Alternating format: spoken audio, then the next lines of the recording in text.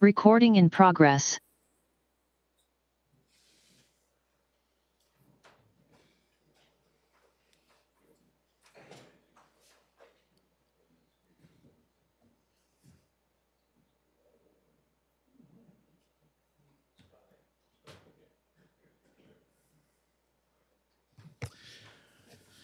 Okay, I'm going to call the special meeting of council to order. First, I'd like to acknowledge that this meeting is taking place on the traditional territory of the Stanawas First Nation. First item on the agenda is adoption of the agenda. I'll just make the motion that the May 31st, 2022 special council meeting agenda be adopted as presented. Is there a seconder? Second by Councillor Savage. Any discussion on the agenda? Okay, hearing or seeing nothing, I will move to calling question. All those in favor? And opposed? Okay, that looks like it's carried unanimously.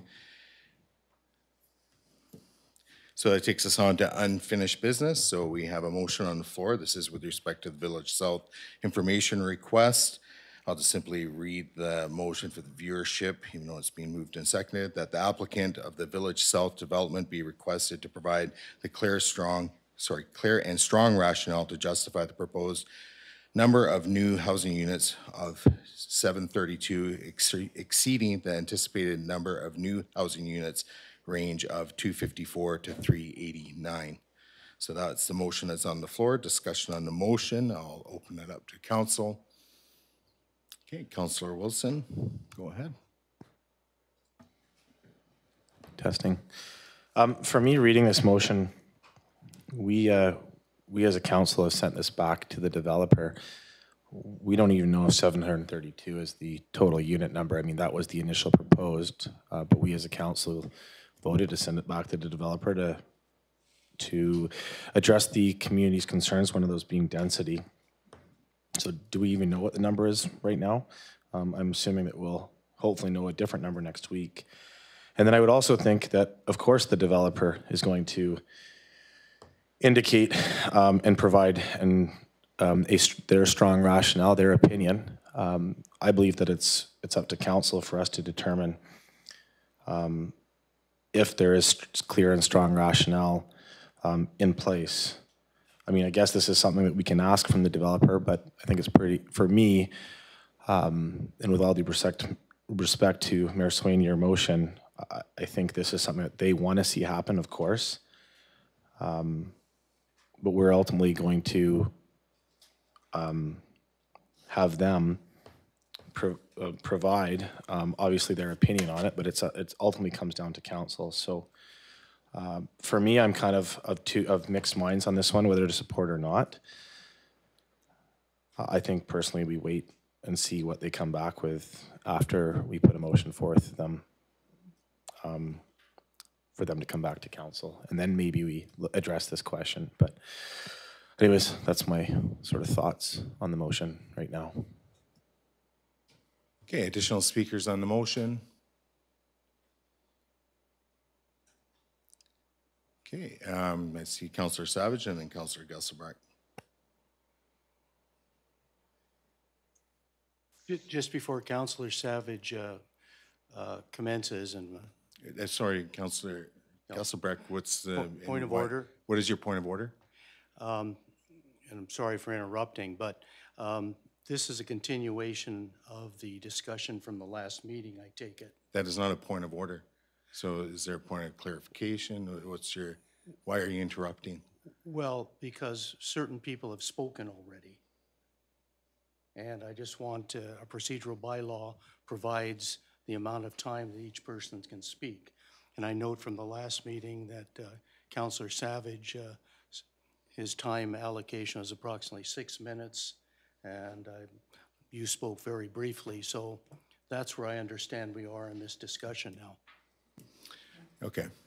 So point is noted with respect to speaking allocation time. So yeah, I obviously didn't come with that information tallied. So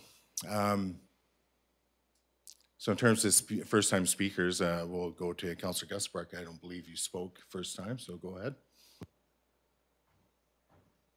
Well, if Councillor Savage wants to speak, I don't want to I've already interrupted, so I don't want to further interrupt. Well, he hasn't really begun to speak, so I think it would probably be more in order and following what we've been doing thus far at this term, that, you know, as a first-time speaker, you can speak. Thank you.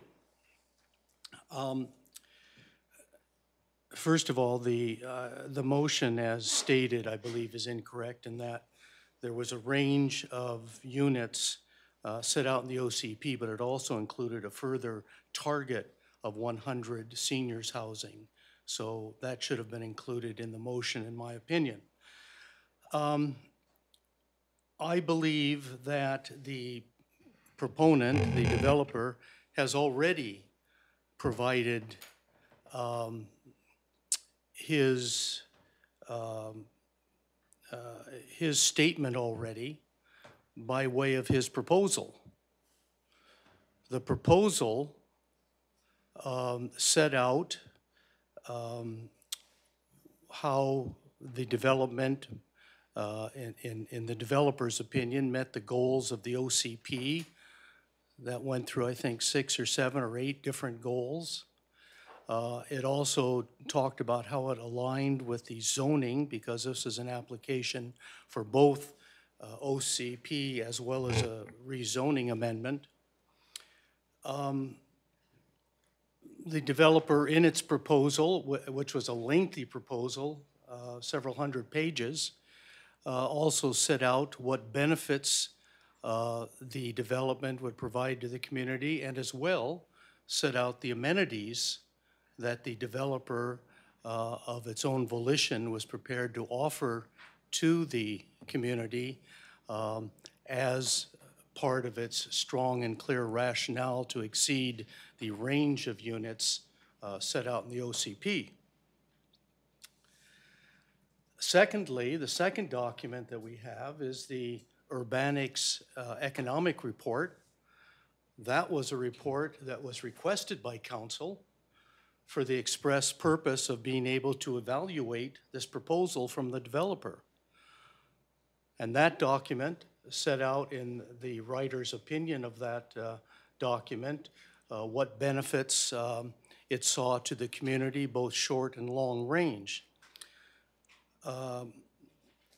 In addition to those 2 documents, the developer provided 2 public information hearings in which the agent who actually developed, who actually put together the proposal, had 2 hour-and-a-half information meetings in which he attempted to explain the development, explain how it met the goals in the OCP, what his vision, because this was a vision document, what the developer's vision of the downtown development would look like.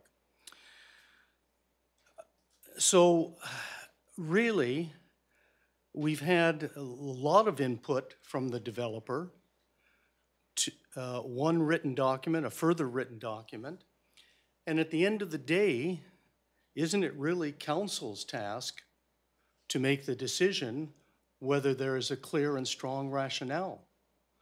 I mean, the analogy is if you hire somebody to come over and paint your house, you don't go up to him afterwards and say, well, do you think you did a proper and professional job? No, that's the person who's paying decision.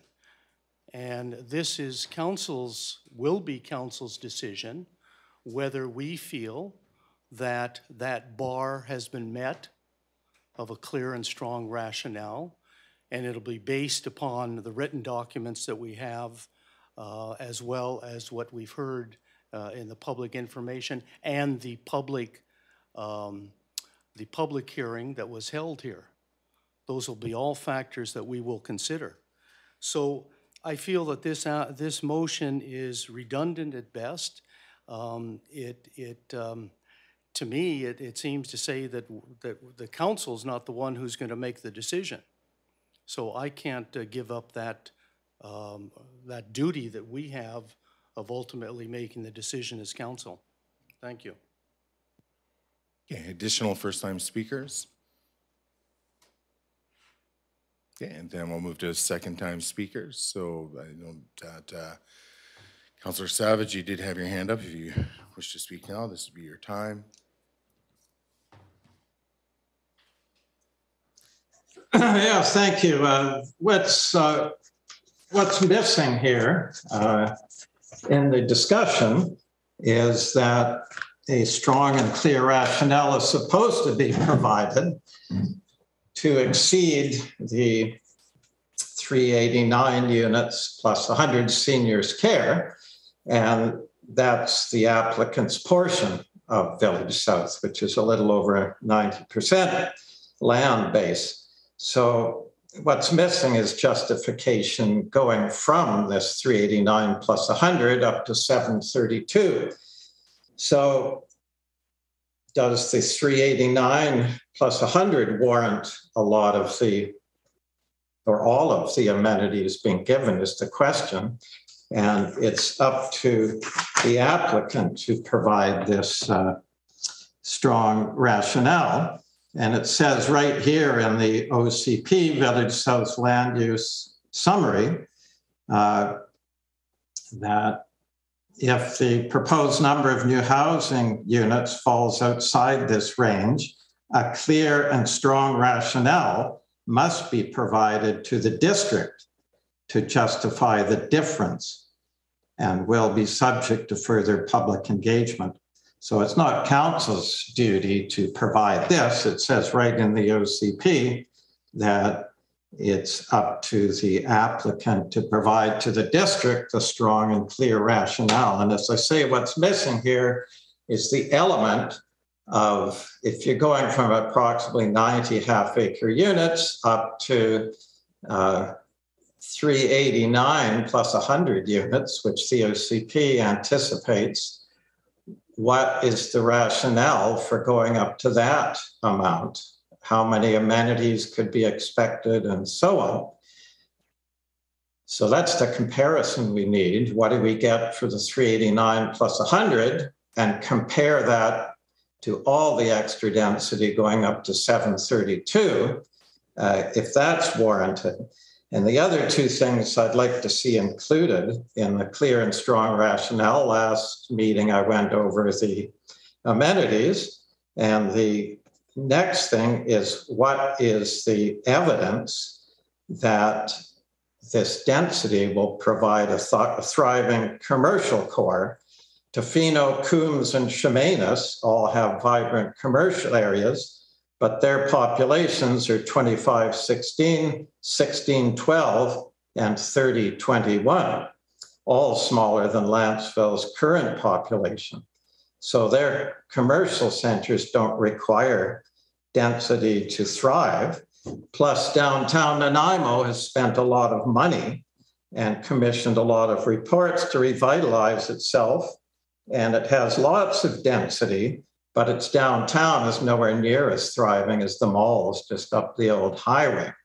So there are examples right there where there's no relationship between density and thriving commercial. Plus, we have 100% of our commercial currently occupied, 100%. And we have all sorts of businesses, from 2 restaurants to a pub, 3 medical centers, and so on. The list is a long one. And then the last thing I'd like to see included as a rationale is we have been told in the urbanics that if you take the cash tax income versus the cash expenses, it's a shortfall of 3.9 million over 20 years. And so I'd like to see some justification where exactly what economics are they talking about that benefits the community. Believe me, the $25 million cost for various pipes and roads in the new development doesn't benefit me at all. In fact, it's quite the opposite. It'll have a maintenance cost as soon as they're put in, and capital reserves funding as well. So for me, it's a liability. So that's what I'd like to see in it. And Councillor Savage, you probably exceeded your second time speaking time, so I'm going to interrupt you there. Second time speakers, so I'll just briefly speak to this again. I believe in the whereas clause that was provided to council as part of this motion speaks for itself. I'm not aware of any document that explicitly, or letter, pardon me, that explicitly states the clear and strong rationale. I share the same concern as many residents. Not that I'm going to get into debating this application because it's still we're still not even at third, well, we have not introduced third reading, and so I just want to be a bit careful about that. But with respect to no document or letter being in existence that explicitly states concerns me. And I think in order to make this decision moving forward, we need to have this information, and that's why I've made the request. So unless someone can point me in a direction where it concisely states the clear and strong rationale for exceeding the units count, I would like to see this followed through. So second time speakers. Okay, Councillor Proctor. I don't have a lot to add to what's already been said, but in my mind, the Urbanics report that the developer paid for outlines the amenities that they're providing to Lantzville. It outlines it quite clearly. And at the end, it also says that we have a net economic benefit over the next 20 years. And then it further goes on in the last paragraph to state that we have a binary choice. We go for less density and less amenities, or the package they've offered us and the amenities. And I think, to me, the choice is that simple. And that's what we will be debating when this comes before us in third reading. We asked the developer to pay for this report. They did. It's quite clearly laid out. It explains that we'll have a net benefit, economic benefit of between $25 and $34 million over the next 20 years. Thank you. Okay, Councillor Gusbrack. Yes, just like to comment on Councillor Savage's statement that this proposal goes from 90 half-acre lots to what this proposal sets forth. Half-acre lots, as the mayor has already stated at the last meeting, is no longer on the table for Village South. It is currently zoned a special plan area with 10-hectare minimum parcels. So there's basically 2 parcels there. So it's not half acres anymore. We can't go back to that. Secondly, we'll have a chance to debate the Urbanics report. I totally disagree with that $3.9 million tax loss. There's some issues in that report that we'll get to debate. But once again, that's a document that we will have in front of us for council to make the decision whether the developer has met the bar of a clear and strong rationale for exceeding the range in the OCP. Okay, additional speakers? Okay, second time speakers? Okay, hearing and seeing none. Go ahead, Councillor Savage. Yes, thank you. In summary, here's what we need. We need to know what amenities and benefits are being offered at that 389 plus 100 unit level, keeping in mind their land base is about 90% of that, versus what amenities and benefits we're getting from the 732 density. That's the comparison we need. We don't need the comparison between 0 and 733 units. We need the comparison of the 389 plus 100 versus the 732 units. That's what's missing here. That's the rationale for exceeding the 389 up to the 732. And in terms of the half-acre lots, the precedent's already been set for comparison purposes. We've already set that precedent in the 2 rezonings we did on Dickinson Road, that we're comparing it to the original underlying zoning of half-acre lots, not the area as it was designated. So there's nothing wrong with comparing it to the underlying half-acre lots there. But that's the key we need. That's the comparison we need, not 0 to 732, but the 389 plus 100 compared to the 732. That's the amenity comparison we need. Thank you. And that's never been given. Okay, additional third-time speakers. Okay, I'll speak to it again, try to be brief. With respect to this request, I see it in a slightly different light. Why not give the applicant an actual opportunity to demonstrate, and remove the confusion in the community, if there is such confusion about why this should happen? It's pretty simple, like provide the strong, clear rationale. I believe a lot of residents have not had that provided to them. And even in the forum in which we have had our public engagements, it's not as we typically have, as being online engagements. And again, I'm not going to get into debating the application, but I think this is an opportunity. I see it as an opportunity for the applicant to provide the clear, strong rationale, not only to us as council, but to the community.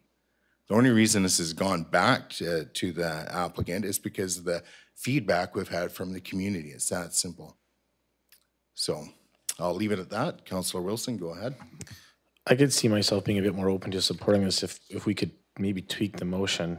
We don't know what and I don't know how to do that. So Mayor, I'm maybe seeking maybe your advice on this. But number of housing units, I don't know, can we leave that blank? We don't know what that is. So whatever they do come back with, and we've made it quite clear as a council that the density is a concern to the community. So it might not be 732, it might be 731, it might be 500, who knows? And then also if we can correct the motion where it says 254 to 389 plus a 100 unit seniors care facility, because I believe that that's not added on the end. So really the number is kind of 254 to 489. So if we could maybe just massage the motion, I could come around to ultimately having the developer provide their clear and strong rationale, although I do agree with Councillor Proctor and Councillor Savage that it has already been provided in the Urbanics report where that was hired by the district, paid for by the developer, and then it's ultimately up to council to decide. But if the developer wants to ultimately provide a statement as to why it is providing clear and strong rationale for the number that they come up with, then I could possibly get around to supporting that. Okay, I can take a stab at amending the motion on the floor. So through to Director Coates, I'll amend the motion on the floor by striking after new housing units the word of the number 732, and then followed by striking after the words new housing units range. So again, striking the word of in the range 254 to 389, and inserting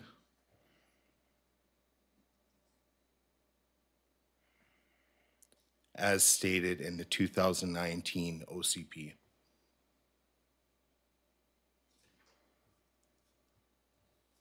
Did you say 2019 or 2009?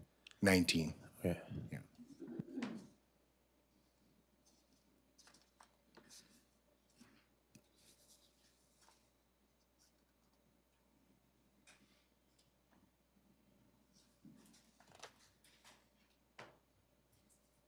Is there a seconder to that? Sorry, go ahead, Director Coates. I just want to make sure I've got it. That the motion on the floor be amended by striking quote of 732 and quote of 254-389 quote, and adding at quote as stated in the 2019 official community plan. Yes. Second. Okay, seconded by Councillor Wilson. Discussion on the amendment. Could that be read back again? Yeah, if you can read the whole motion back for Councillor Gusselberg, please. That the motion on the floor be amended by striking quote of 732 and by striking quote of 254-389 quote, and by inserting, or by adding, sorry, quote, as stated in the 2019 official community plan.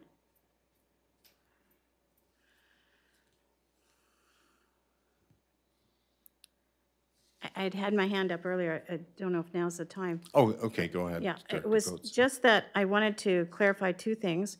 One, that there was a reference to the third reading not being introduced yet, but it is actually a motion that's on the floor that was referred.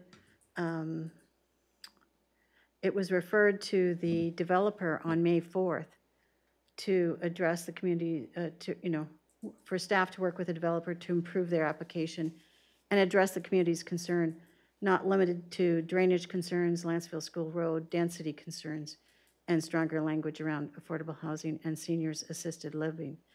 And I just wanted to confirm to council, and certainly the director of planning is available to comment further, but a report has been submitted to go on the agenda for June 8th. So in order to keep the timeline that is proposed in the June 8th report, it would be challenging if, I'm just trying to understand how this is different than the motion that council has already made for the developer to come back with density concerns, comments. So staff will be presenting a report on the result of that. And if this motion passes, then I'm not sure how that report will be impacted and how the June 8th timeline will be impacted. Okay. So go ahead, Councillor Wilson. Can they, I mean, we're Tuesday morning, that next meeting's next Wednesday. Can they not add to their report at this point? The agenda timeline closes at noon Tuesday. So considerable time has already been spent preparing the report. So I'm not, you're talking about something going to the applicant and then coming back. And I'm sure it would probably be timely for the director of planning to comment at this time, because he's the one who's been working with the applicant and can comment on their opinion on that. Well, we'll hear from, I guess, Director Limshu. Well, I'll speak to this first because, I did bring this forward, and maybe this will bring it into context. So obviously at I'm trying to remember the date of the meeting where we referred the third reading back to the developer to get more information. I honestly didn't have everything I perhaps was considering prepared, as I didn't know what the direction of council was going to be at that point. So that is why I brought this forward. And to give it also further context, council was provided additional dates, meeting time dates, and so forth to deal with this. And here we are the day before, or on the day of basically preparing the agenda for next week's council meeting. So we're in a bit of a crunch. I totally get that, and I see this as a bit of a minor speed bump in moving forward with this application. But again, there was attempts made to have this meeting held last week, and it was unsuccessful. We couldn't have all the council or a quorum of council present to deal with it, and here we are today. So that kind of gives a bit of context. Director Coates. Yes, and I can confirm that certainly efforts were made to bring this before council earlier, and due to people's timing, it was unable to happen. But I would take council back to Yes, it's a point of the order. usual process. Sorry, point of order is being called. Go ahead, Councillor Savage. Yes, procedurally, this really sets a new precedent. I've never seen this whole term where we are being talked out of giving new direction to staff because staff has an arbitrary date to present something, being June 8th. Council never gave any direction. Okay, so Councillor Savage, your point is being noted. Okay. So, bad precedent. Thank you. thank you. And please don't feel that this is staff trying to talk you out of anything. It's council's bylaw, it's council's process. We simply need to make council aware that if they have expectations about the 8th, they could be different based on these. And, you know, when we talk about what normally happens when a bylaw comes to council, it's usually at the first 2 readings that council, if you've received the application and you feel you have enough information for it to give it 2 readings, that's your indication that you have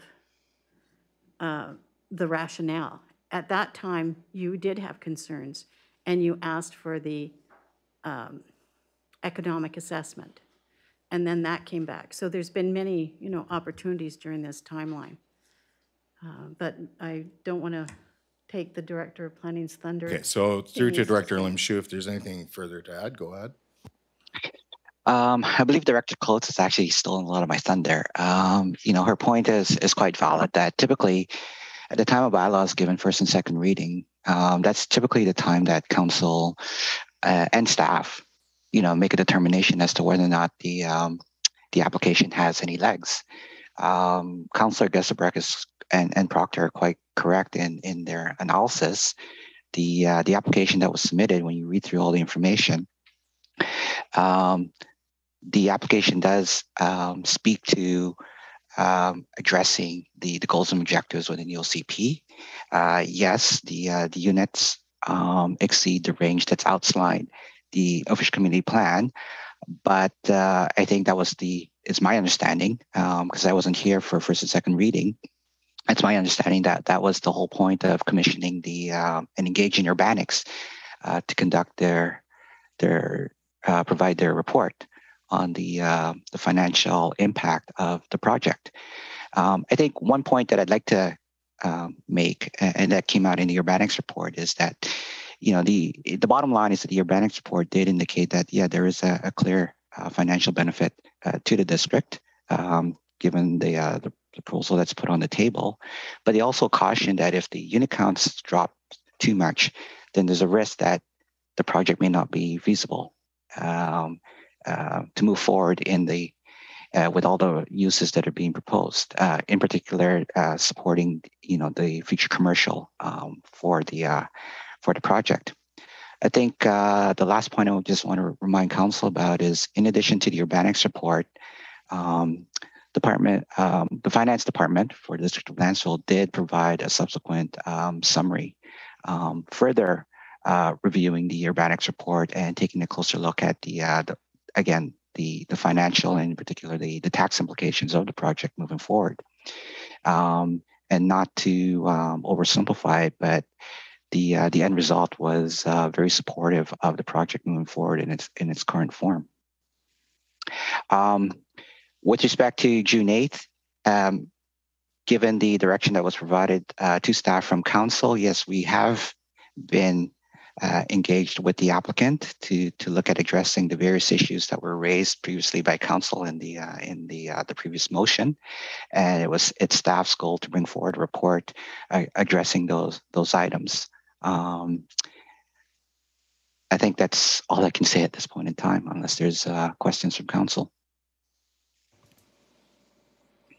Okay, so we're on an amendment right now. It's being moved and seconded. It's being read back.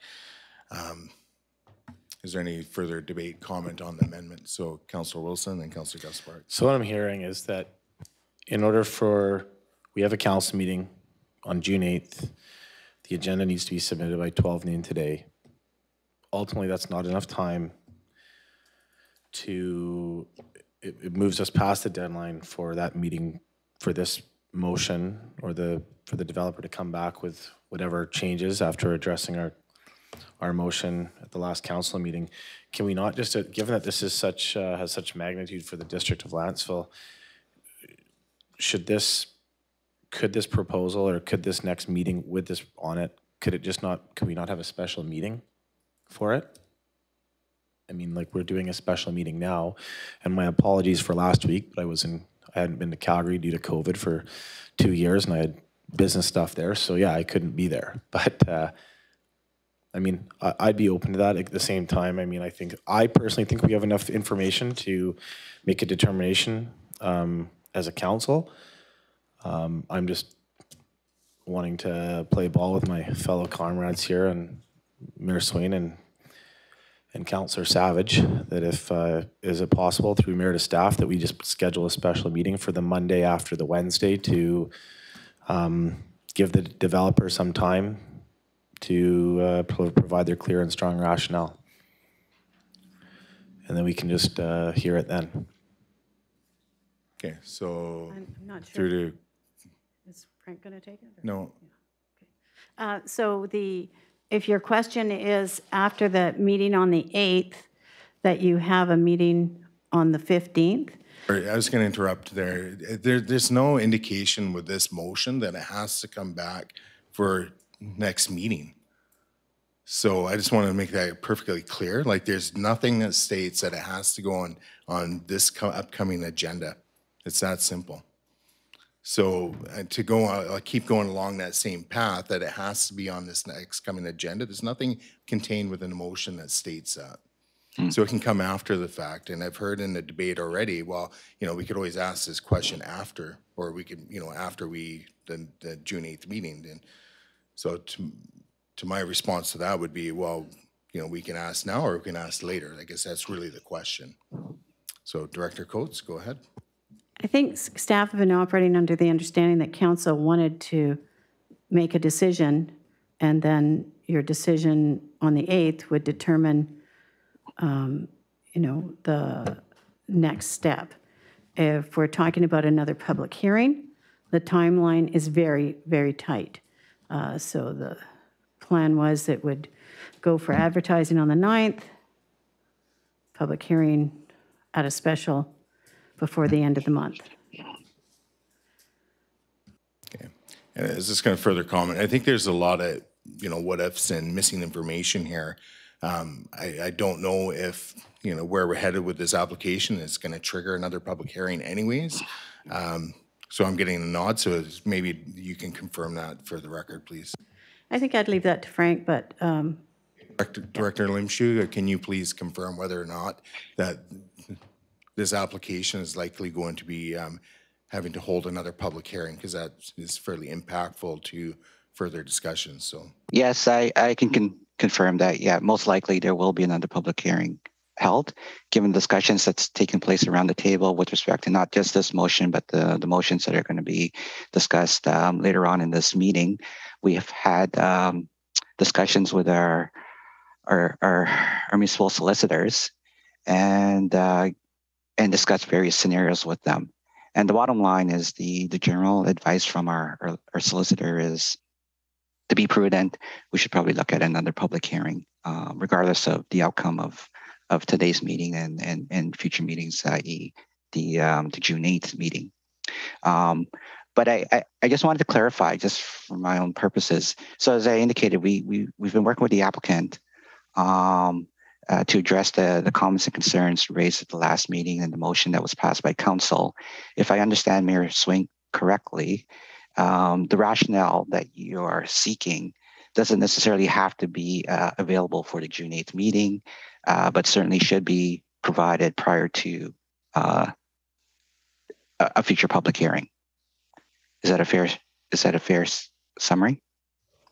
well, again, there's a lot of what ifs and possibilities, and June 8th, like, I don't know what's going to happen at that meeting. Very well, the third reading could be passed, and then we're on to final adoption. So Right. I would like to have as much information ahead of time, but if it is not the will of this council to provide that information, then so be it. But again, that's the reason for these motions, not just this one, but the other ones, is to try and get as much information about this application as possible.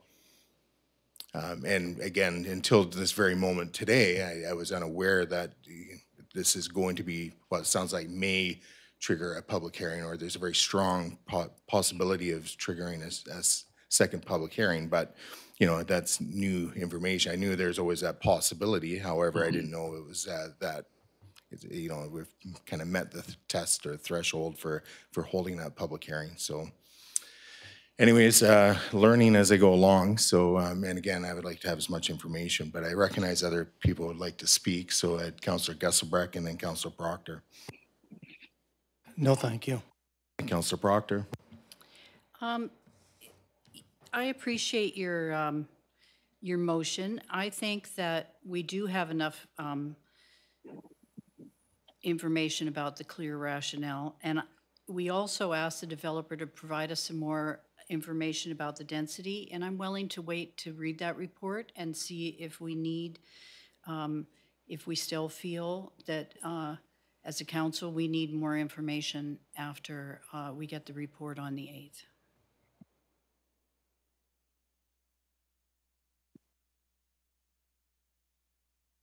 Sorry, I muted myself. We are in an amendment motion right now, so what I would suggest is we deal with that and then we go back to the main motion, and I'll likely propose a referral motion at that time, so to the June 8th meeting. So unless there's anything further on the amendment, I'm going to call the question. This is to the amendment, Councillor Savage? Yeah, go ahead. Yes, thank you. With this amendment, I think we should make this amendment regardless of what arbitrary schedule has been set. June 8th, there's nothing about June 8th that's set in stone whatsoever. It could just as easily be on the next meeting, June 22nd, or I agree with Councillor Wilson, or a special meeting in between there. So I really think that it's important that we vote on this amendment for its worth, not having absolutely anything to do with a schedule that has not been created by council. So I'll certainly be supporting it. Thank you. Okay, any additional debate on the amendment? Okay, hearing or seeing none, I'm going to call the question. All those in favor and opposed? Okay, that's carried, I believe, unanimously. So we're back to the main motion as amended. So I'm going to make a motion to refer this to the June 8th council meeting agenda. June 8th. Is there a seconder to the referral? Just a point of clarification. Can you just clarify the motion that was just that what we just voted on? So that the motion, the amendment we just voted on was to remove the 732 from the main motion, and to remove the range, and then basically have them come back and report on how it, in relation to what's stated in OCP, essentially. Okay, so is there a seconder to the referral motion to June 8th? So I think Councillor Proctor's hand went up first. Any discussion on time or date? Okay, hearing none, I'll move to calling the question. All those in favor and opposed? And was that opposed, Councillor Savage, or in favor?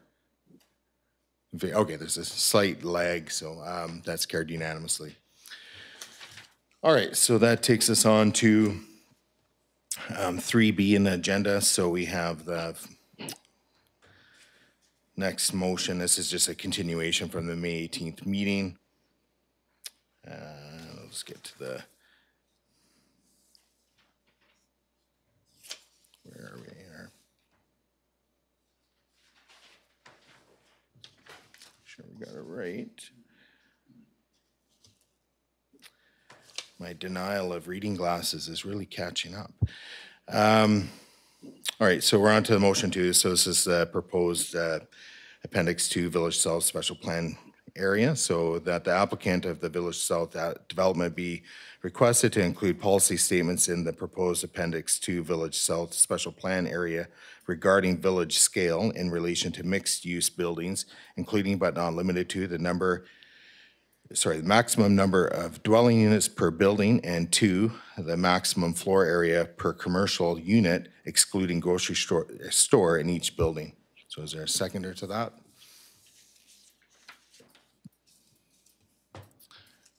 Okay, so Councillor Savage seconding, so discussion on the motion. This one is just fairly much just a standalone motion. There's nothing provided in my background information or report on this. as you can tell in the motion itself, there's emphasis placed on village scale.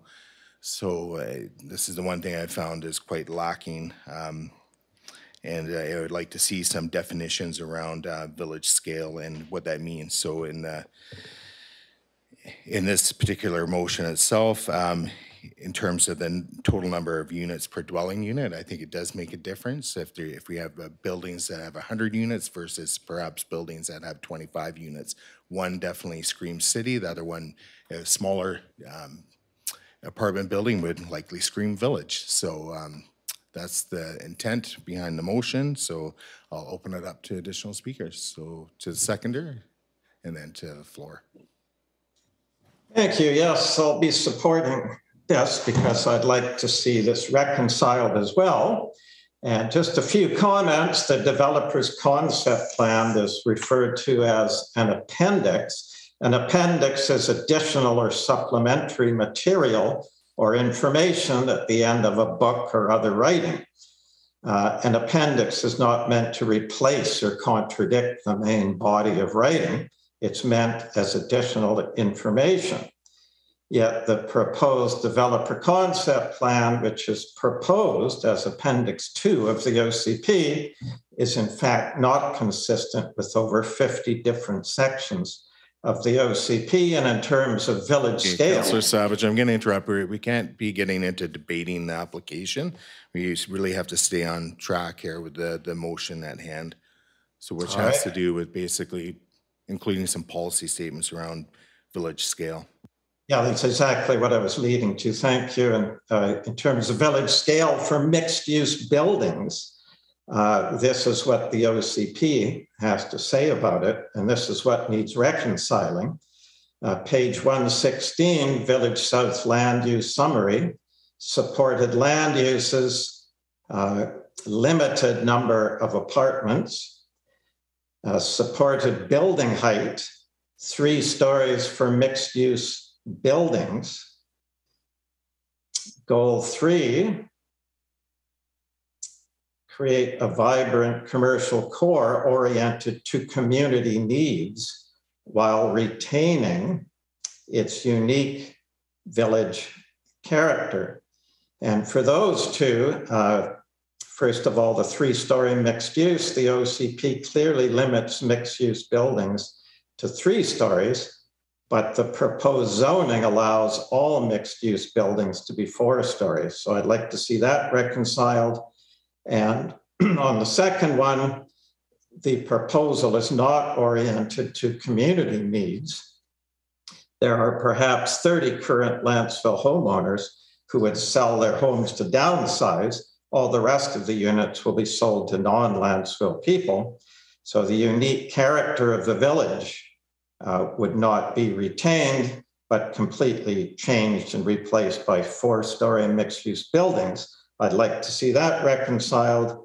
And 11.10 in the OCP Development Permit Area 8, 11.10.3 guidelines applicable to all development. Number 46 states new development should support the village scale of the village primary commercial core. Number 54 states there is broad support for keeping the village primary core at a village scale. This is interpreted by many community members as a maximum height of 3 stories and walkable in length. And the reason this is relevant is a portion of Village South is in the commercial core where 4-story mixed-use buildings are allowed unless they front Lantzville Road. Then they have to be a maximum of 3 stories. So those are the items directly related to mixed-use buildings. And through chair to staff, please, Director Limshu with the land use summary states clearly mixed-use buildings in the OCP are supposed to be 3 stories. How is that reconciled with the zoning that allows all mixed-use buildings to be 4 stories?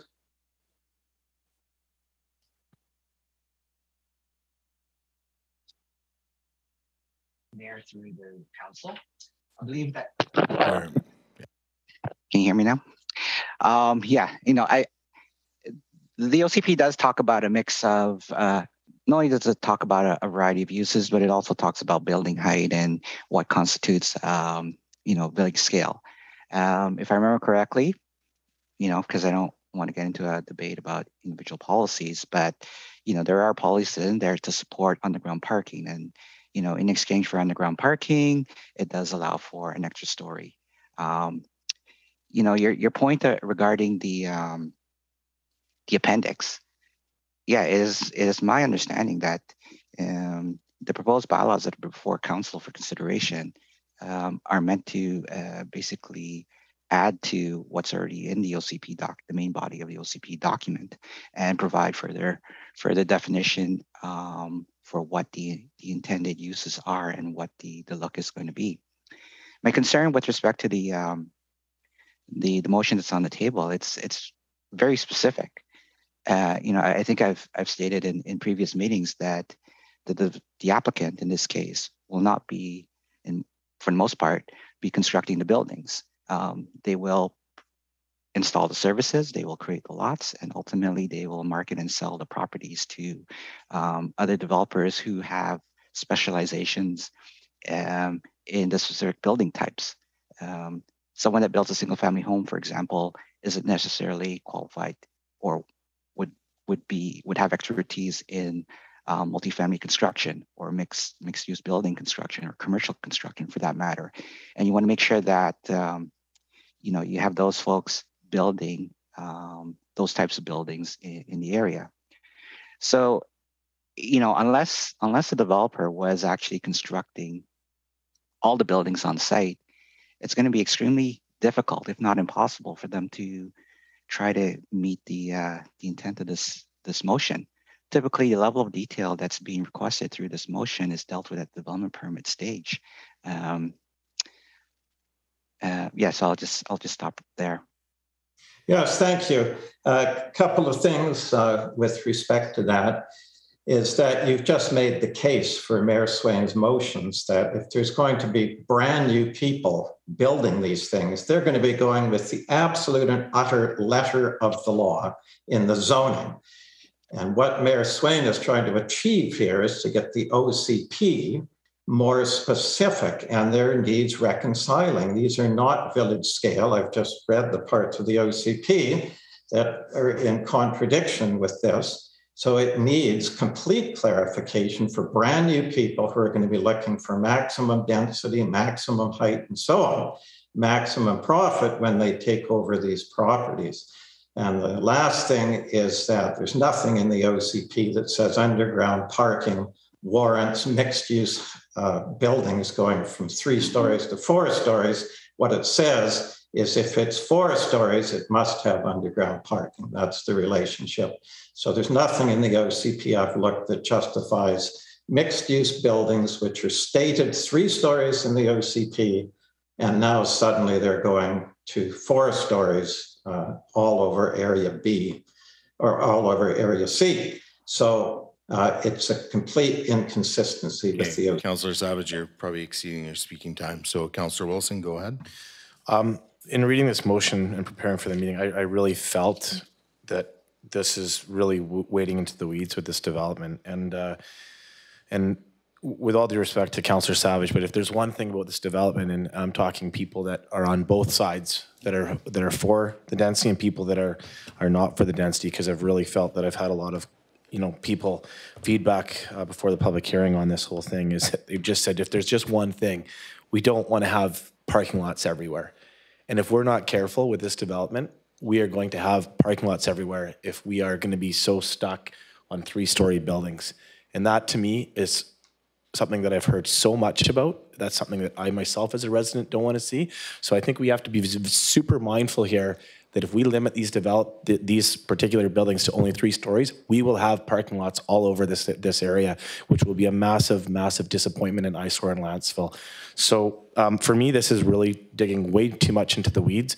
I think a lot of this can be taken care of in the phase development agreement, and when the particular, and the development permits and all those things come up later on. So I won't be supporting these motions or this motion. Okay, additional speakers. So Councillor Proctor, go ahead.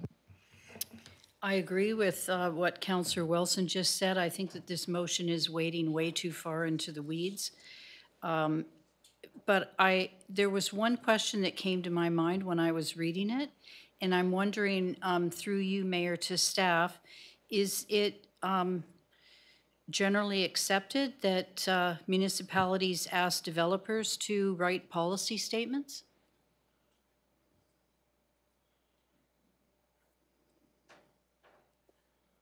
Your Worship. Your Worship, through the council. It's generally it's staff that writes the policy statements at the direction of council. Thank you. Okay, Councillor Gaspard.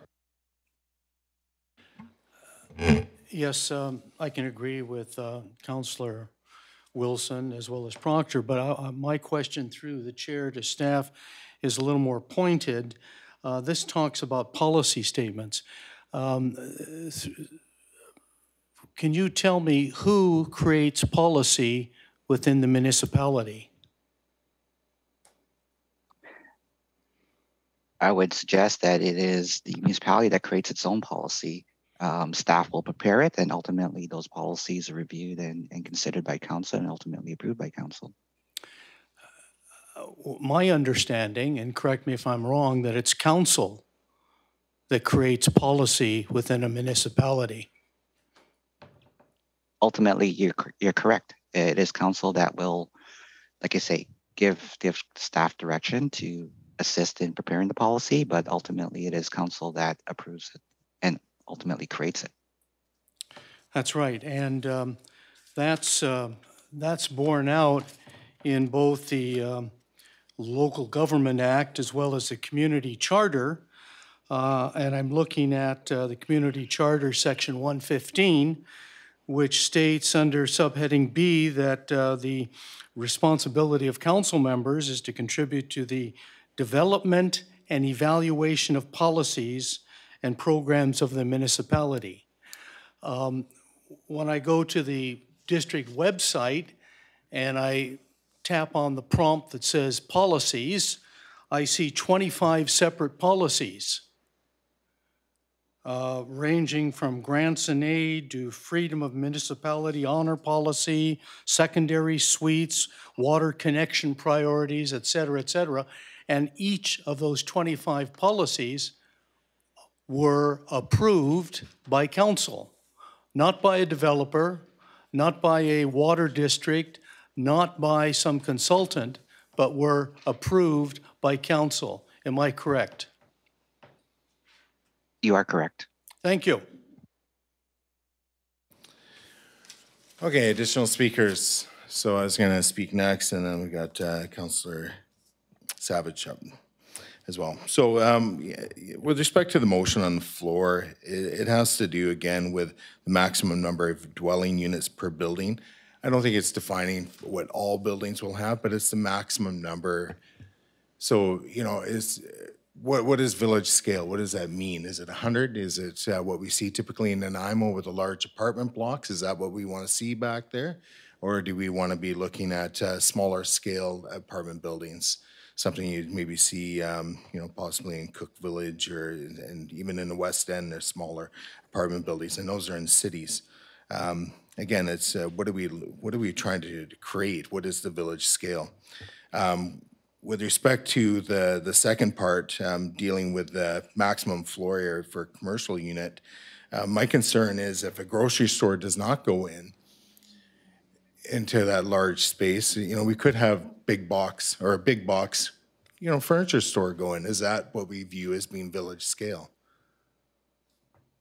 It's pretty simple. It's not about policy. It's not about the number of floors. It's not about, you know, underground, you know, parking. With respect to the OCP, we're making an amendment to the OCP. So in fact, we're inserting policy within-to the OCP. And I've had conversations about this with staff, and it's essentially the Appendix 2. It basically replaces what's in the OCP for Village South. And it is a list of policy statements that we are essentially adopting as our own. That's my interpretation. So the motion is pretty straightforward. I disagree. It's not getting into the weeds. It's about setting in some limits or putting a ceiling on what the type of, you know, development we're going to have in our town if we're truly trying to keep it at village scale. And that's, I'll leave it at that at this point. So Councillor Savage, go ahead. Yeah, thank you. Councillor Proctor asked an excellent question. Who writes policy for the district? Director Limshu answered that the municipality does, and Councillor Gesselbrecht stated correctly that means council. So in this case, we have a 64-page concept plan written by the developer rep that's being inserted into the OCP. Mayor Swain's the only person that's brought up that this is in effect rewriting the OCP. And by all your answers, you've made the case for what Mayor Swain is trying to do. He wants some input into this rewriting of the OCP. So it's not a 64-page verbatim changing of the OCP by the developer rep. So he's following exactly what Councillor Gesselbrecht's dictum is that council makes the policy. That's what Mayor Swain is trying to do. He's trying to make some changes, have his input into what this OCP 64-page amendment is going to be. And I couldn't agree more. There's already sections in the OCP that should be consistent with this new inserting of the new direction of the OCP for Village South. And it has to do with village scale. I've heard this for years, this village scale. It's an extremely important point. All he's asking is for the developer to reconcile village scale with what's being proposed. It seems very simple to me, so I'll certainly be supporting it. Thank you. Additional speakers on the motion? Okay, hearing none, I'm going to move to call in the question. All those in favor and opposed, noting that Councillor Wilson, Councillor Gesselbrecht, Councillor Proctor opposed, the motion fails. That takes us on to the next one, and I think I finally figured this out.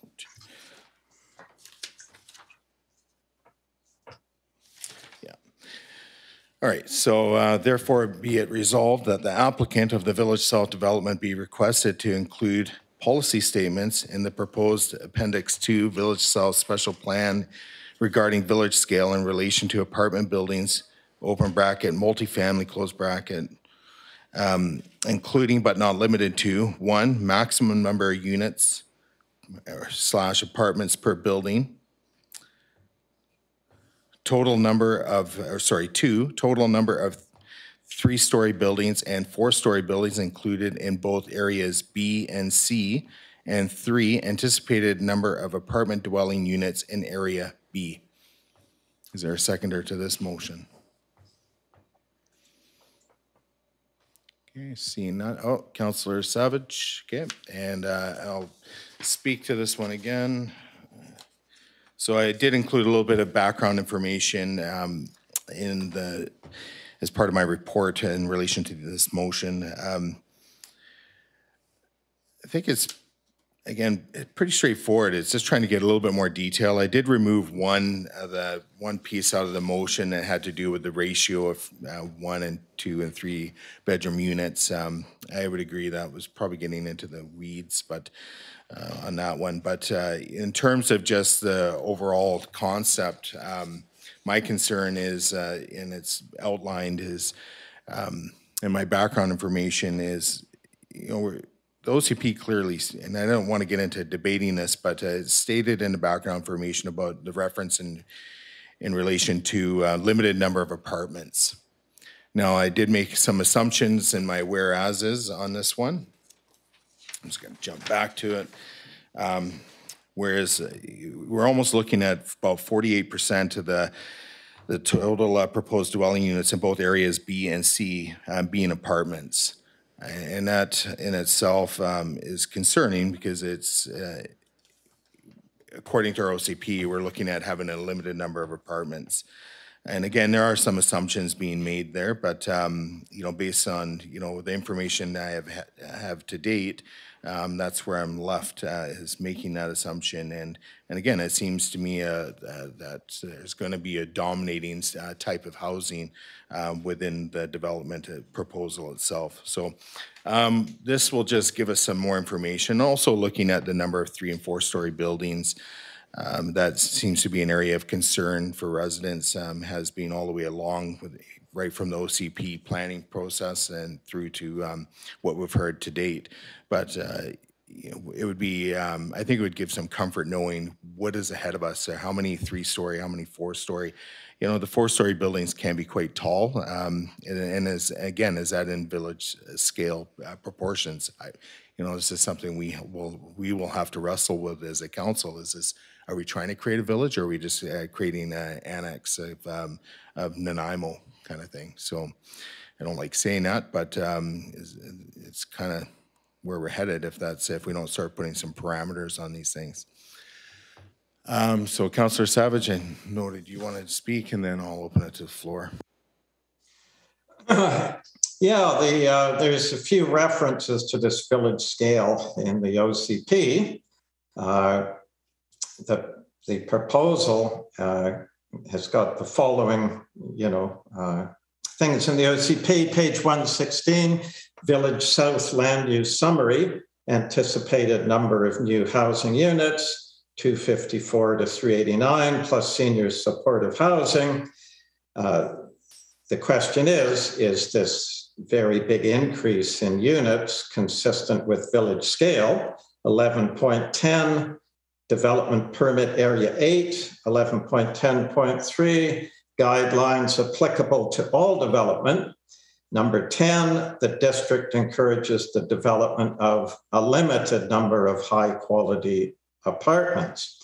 Number 32, limited areas of 3- to 4-story apartments or seniors housing shall be located within walking distance 300 meters of established commercial services in the village primary core.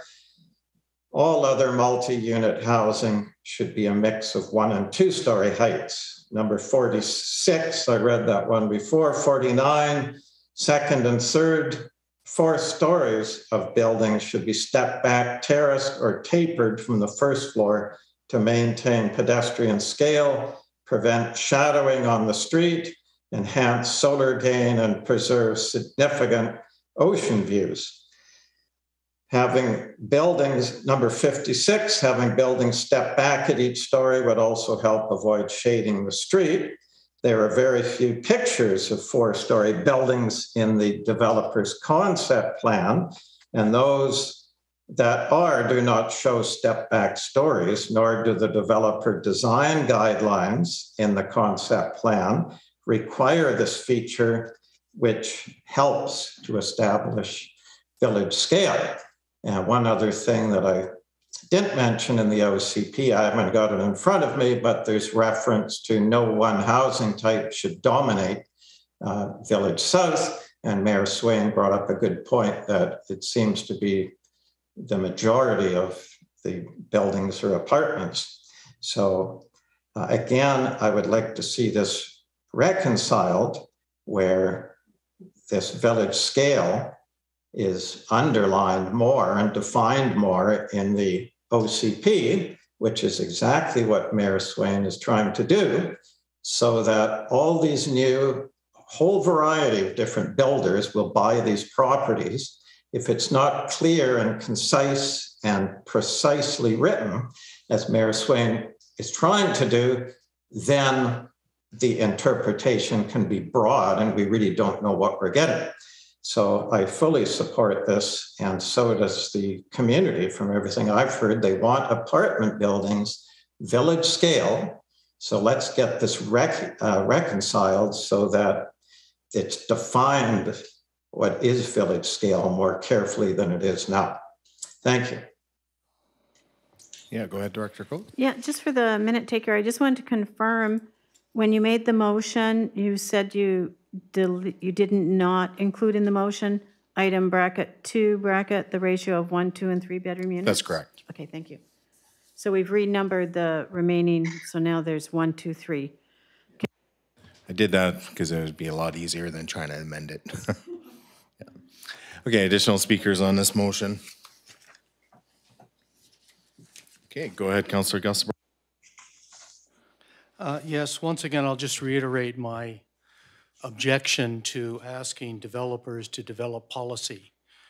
Developers can suggest definitions. They can, and as what they've done is given us a vision, but they can't put policy. Only council can enunciate policy and approve it. And we at this table will have the opportunity at third reading whether we accept the policy statements that are currently being proposed or not. Secondly, I have a real problem with passing a motion based on an assumption, a hypothetical. The hypothetical being if it is assumed 50% of the dwelling units in Area B are apartments. That's not set out anywhere. I don't know that. I haven't seen that in the proposal. And so to pass a motion based on a hypothetical that may or may not be true, I can't do that. I don't think that's proper. And once again, and this is directed through the chair to staff, at some point in the future, and it certainly won't be the very near future when the building gets started, if it is going to get started, a builder is it true that he will have to come to staff for a development permit, and at that time staff will review all the various legislation, including the OCP, including the zoning bylaw, including the what will be then the amended OCP or amended zoning bylaw in order to confirm compliance with those various bylaws that we have. Your worship, through the council, that's correct. Right. Is there anything that further that Director Limshu would like to add to that? No, I think you've hit the nail on the head.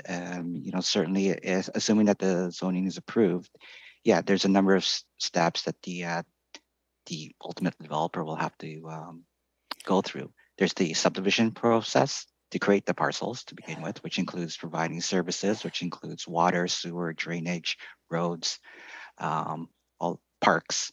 And then further to that, on the actual site themselves, they will be required to make application for development permit for forming character. As an example, right now, forming character development permits do come before council for approval. And all this is required before building permit is issued for construction. So to echo what Councillor Wilson earlier indicated, we'd be up to our eyeballs in the weeds at this stage of the proposal to start talking about creating policy, 1, 2, 3 bedrooms, et cetera, et cetera. So I can't support this motion. Just for clarification, Councillor Gusbrecht, the 1, 2, 3 bedroom ratio was not included in the motion. Could you repeat that, please? The 1, 2, and 3 bedroom ratio was not included in the motion as read.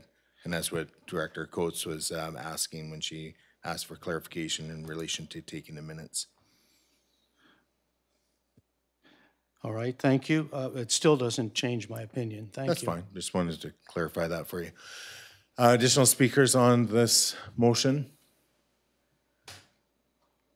Yeah, go ahead, Councillor Savage.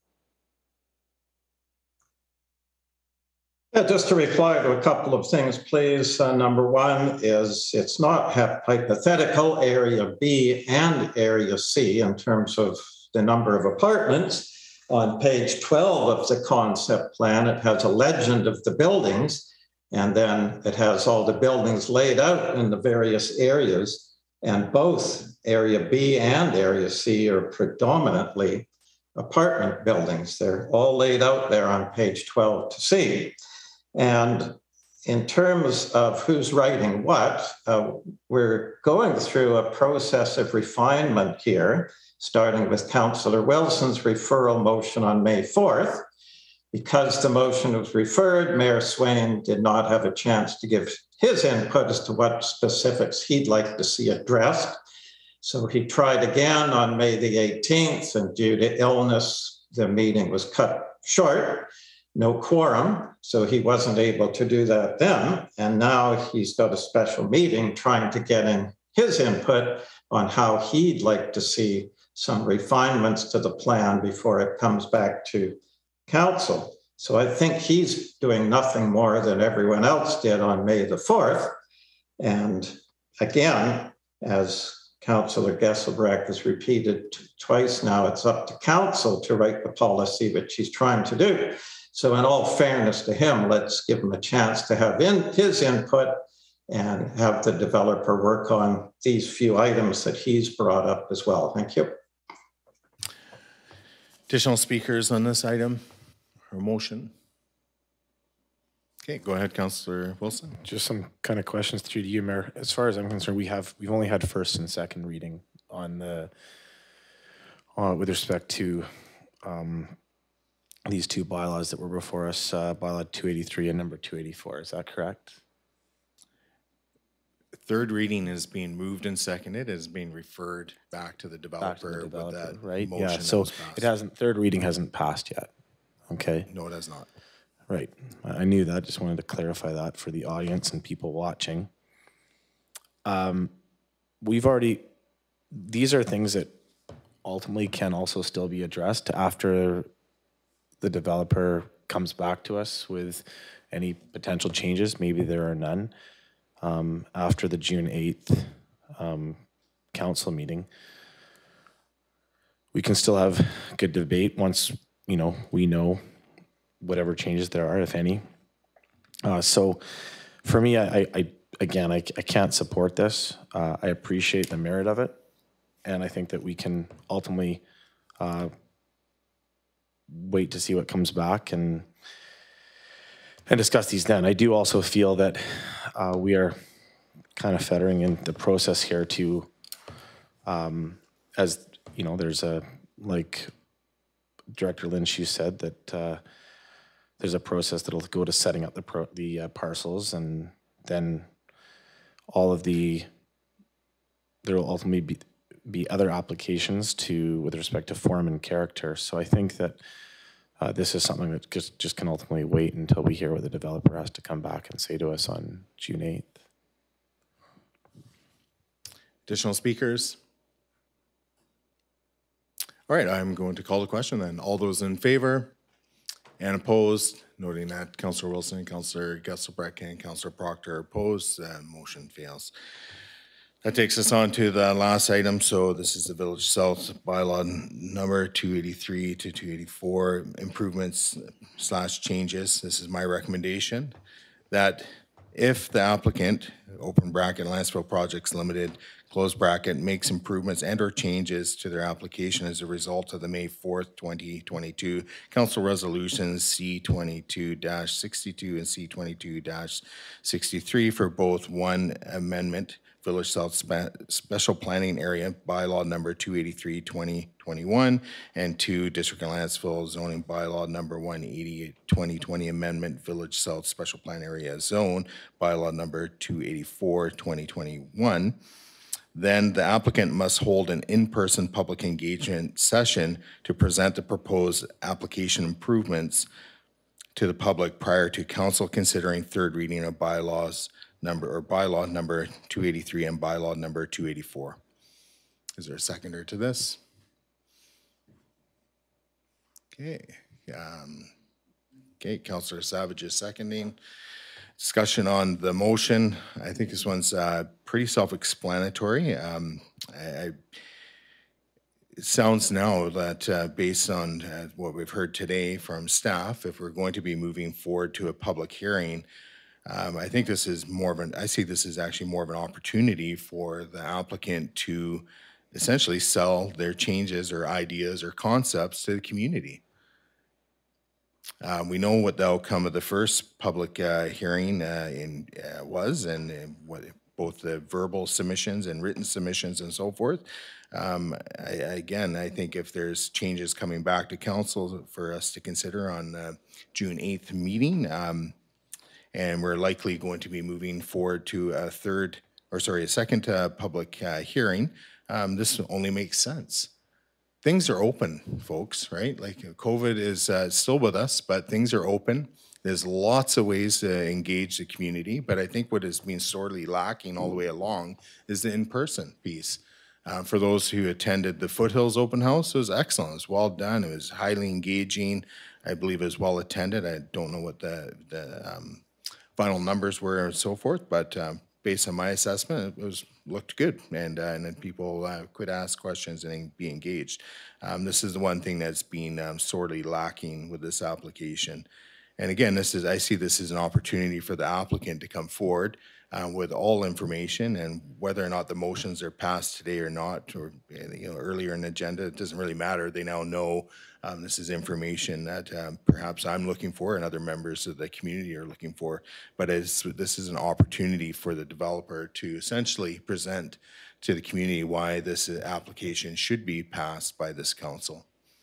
So I'll leave it at that. We'll go to the seconder, and then I'll open it to the floor. Yeah, this is necessary for the following reasons. Most of council made it clear we should follow the will of the people, and this will give them a chance, the people, to express their views on the proposed changes to the application, have questions answered. And the OCP 8.1 special plan areas states, by designating these areas as special plan areas, the district requires a more detailed planning and engagement process to encourage constructive dialogue and refinement of concepts among interested landowners, developers, neighboring property owners, and the broader community. This is yet to happen. There's been no constructive dialogue per se. Point of privilege. Sorry. Yeah, go Could we ahead. just take a 2-minute recess? Sure. Yeah. Sorry. So 2-minute recess is being called.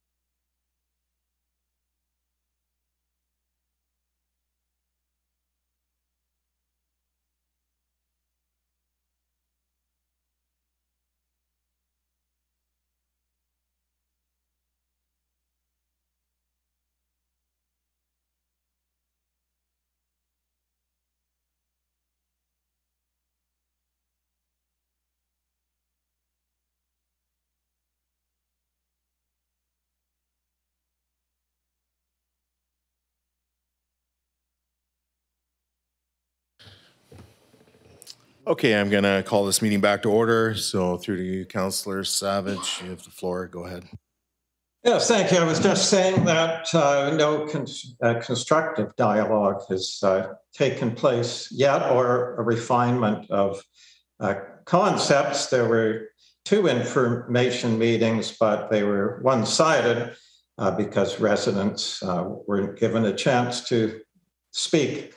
So in the OCP 8.4.2, special plan area public engagement and approval process, number 1, the applicant in cooperation with the district shall support a multi-stage public engagement process in considering options for and refining the special area plan. I wish more of this, or I wish this had taken place, because I said back in September 22nd, my main goal was for this to be successful and to getting it right first time around. So no options were considered and no refinements made. The plan is the same as it was on September 22nd, except there is now a definitive unit number proposed for Area C. So to hold an in-person presentation of the changes to the proposal is following the direction of the OCP. And plus, the most important thing, it's a key component to reaching community consensus, which is something the majority of council supported on May the 4th. So I'll fully support this and look forward to it. Thank you. Okay, additional speakers. So Councillor Proctor, go ahead. We don't know what the developer's going to bring back to us, so we won't know until the June 8th meeting. So for that reason, I don't think that we need to even be debating the question of they need public hearings, more public input. And I would like to move that we defer this to the June 8th meeting. All right, so it's being I don't know. moved to refer it to the June 8th meeting, so seconded by, I think, Councillor Kesselbrock. Okay, discussion on just basically the time, date to the referral and reason for. I don't think that we even need to consider this until we see what the developer is bringing forward. Okay, any additional comment, debate? Okay, go ahead, Councillor Wilson. I can support that. I think we just wait until we see what the developer comes back with, and then ultimately, at that time, if we have as a council feel that we need to put this, you know, more that a public engagement session for the developer needs to happen before third reading is voted on, then we wait till then. But I'm looking forward to June 8th and seeing what happens. Okay, any additional speakers? This is just to the referral motion or deferral. Okay, hearing none, I'll move to call in question. All those in favor and opposed? Are you in favor or opposed, Councillor Savage? It was a late one. Okay, opposed. So noting Councillor Savage is opposed, it carries. And that concludes our agenda. So I declare the meeting adjourned. Thank you, everybody, for attending today.